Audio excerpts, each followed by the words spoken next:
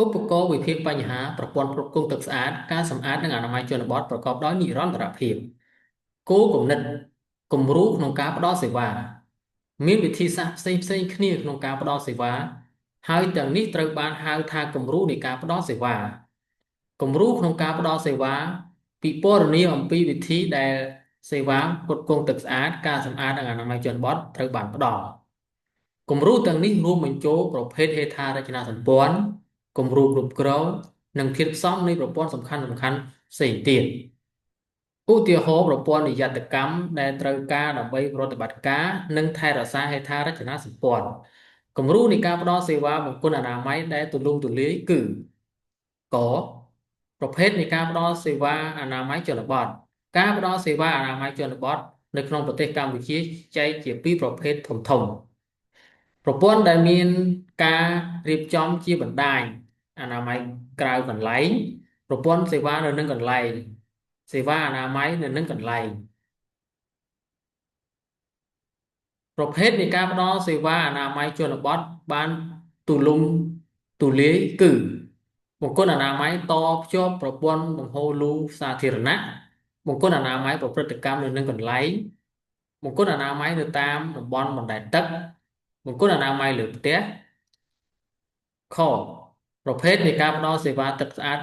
ជនបទប្រភេទនៃការផ្ដល់សេវាទឹកស្អាតជនបទបានទូលំទូលាយគឺការគ្រប់គ្រងដោយសហគមន៍ដងស្នប់ដងលូស្រះសហគមន៍ប្រព័ន្ធចែកចាយទឹកតាមបណ្ដាញបំពង់ខ្នាតតូចសហគមន៍ស្ថានីយផលិតទឹកពីបរិយាកាសស្ថានីយផលិតទឹកផឹកសហគមន៍20លីត្រអាងត្រងទឹកភ្លៀង4ម៉ែត្រគូប35ម៉ែត្រគូបពាងយក្សធុងចម្រោះជីវសាស្ត្រធុងចម្រោះសេរ៉ាមិច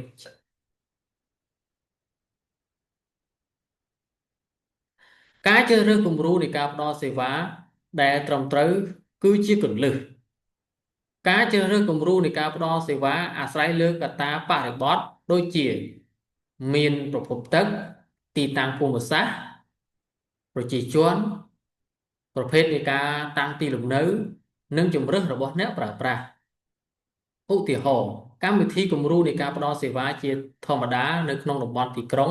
ដែលមានប្រជាជនរស់នៅច្រើនដែលអ្នកប្រើប្រាស់អាចជាប់ទៅប្រព័ន្ធទយោមេរបស់ទីក្រុងបានយ៉ាងងាយស្រួលក្រៅពី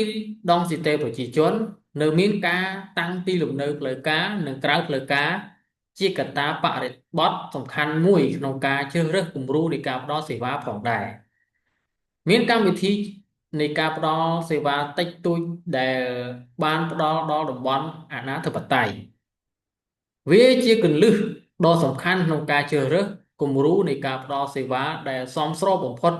នៅតាមបរិបទដើម្បីផ្ដល់សេវាប្រកបដោយនិរន្តរភាពសម្រាប់ទាំងអស់គ្នា